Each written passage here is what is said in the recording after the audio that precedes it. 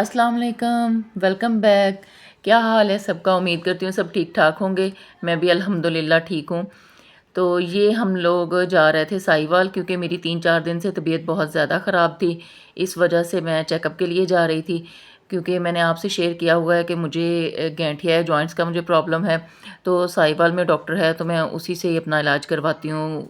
उनकी मेडिसिन जो है ना, वही अब खा रही हूँ। तकरीबन 1-1.5 साल हो गया है, तो हम लोग अभी वहाँ जा रहे थे। मैं दोपहर में आई थी, उस वक़्त मैं अम्मी लोगों की तरफ चली गई थी, क्योंकि डॉक्टर जो था वो काफ़ी लेट बैठता है, 5 बजे। तो भाई ने टाइम ले लिया हुआ था उनसे, तो फिर मैं बड़े भाई के साथ फिर हॉस्पिटल आई थी। ये हम लोग इधर हॉस्पिटल में आ गए हैं और वेट कर रहे हैं हम अपनी बारी का। वैसे तो कह रहे थे कि जल्दी टाइम मिल जाएगा, तकरीबन आधा घंटा आपको वेट करना पड़ेगा तो चेकअप हो जाएगा। तो अभी मैं बहुत वीकनेस मुझे हो गई थी, इसलिए आई थी। 3-4 महीने से मुझे सिम्पटम्स ज़ाहिर हो रहे थे, लेकिन पता नहीं चल रहा था कि क्या हो रहा है। तो ये मैं आप लोगों से भी इसलिए शेयर करना चाहती हूँ कि अगर किसी मेरी बहन के साथ इस तरह से कोई सिम्पटम्स उसको लगें अपनी बॉडी में, तो वो ज़रूर अपना चेकअप करवाएं। मेरी एचवी बहुत कम हो गई थी, तो 7 पे चली गई थी एचवी। तो इस वजह से ये सारा मेरी बॉडी में जो हो रहा था ना, तो वो इसी वजह से हो रहा था। बहुत वीकनेस फ़ील हो रही थी, टाँगों में, बाजुओं में बहुत दर्द रहने लगा था। मुझे वीकनेस बहुत ज़्यादा फ़ील होती थी, मेरा सांस फूल जाता था। मैं थोड़ा सा काम करती थी, उसके बाद फ़ौरन से मैं बैठ जाती थी, इतना सांस फूल जाता था। थोड़ा सा चलने से मेरा सांस फूलता था। अब तो 3-4 दिन हो गए थे, मेरा सर इतना चकराने लग गया था, और वो किसी भी मेडिसिन से असर ही नहीं हो रहा था, कोई फ़र्क ही नहीं पड़ रहा था।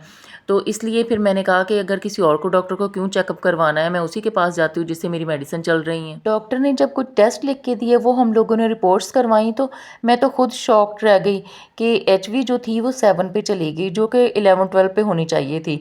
तो इसी वजह से ये इतनी मुझे वीकनेस फ़ील हो रही थी, और सारे सिम्टम्स जो थे ये इसी से थे कि आपको ब्लड की बहुत कमी है। और उसने कुछ मेडिसिन्स चेंज की, आयरन की उसमें डाली, और फिर उसने कहा कि डॉक्टर ने कि आप जो 3 ड्रिप है ना, वो आप 3-3 दिन के वक्फे से फ़ौरी लगवा लें, क्योंकि बहुत ज़्यादा वीकनेस है, और इस वजह से कोई मेडिसिन जो है वो भी असर नहीं कर रही।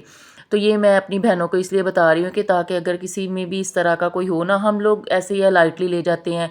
ज़ाहिर सी बात है, घरों के काम, घरों के झमेले इतने होते हैं, हम लोग अपने अपने आप पे ध्यान नहीं देते, कोई तवज्जो नहीं देते। बस हमारा फोकस हमारा घर, बच्चे और हस्बैंड, यही होता है। अपने आप को तो हम कहीं दूर ही रख देते हैं, अपना तो बिल्कुल भी ख्याल नहीं रखते।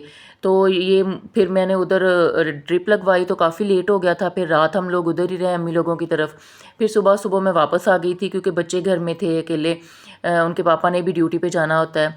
तो यहाँ पे फिर ये नाश्ता बना रही थी, तो साथ साथ मैं आप लोगों से मैंने कहा शेयर करती हूँ। हमें अपना ख्याल रखने के लिए इन बातों के अवेयरनेस होना बहुत ज़रूरी है। इससे हमारे नॉलेज में इजाफ़ा होता है, और हम किसी और को भी बता सकते हैं।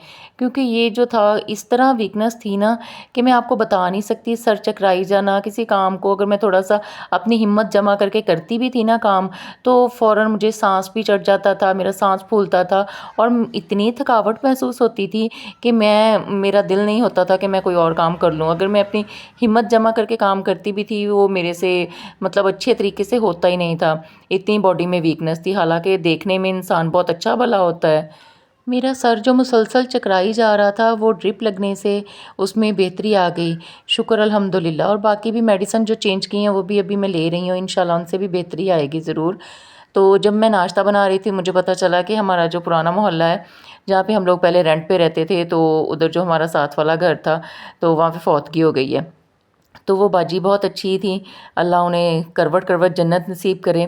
तो इसलिए फिर मेरा जाना ज़रूरी था। वो बहुत अच्छी थी, हमारा सारा मोहल्ला ही बहुत अच्छा है, तो इसलिए मैं वहाँ पे फिर गई। मैंने कहा चले, मैं अपने बेटों से मैंने कहा कि मुझे वहाँ पे छोड़ आओ आप लोग, तो मैं वहाँ पे बैठ जाऊँगी, तो आप लोग जनाजा पढ़ के तो फिर वापसी पे मुझे ले लें।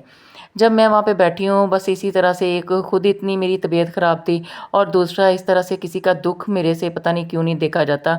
उनकी बच्चियाँ इस तरह से रो रही थी कि मेरे से देखा नहीं जा रहा था। वापसी फिर मैं पैदल अकेले ही आ गई थी।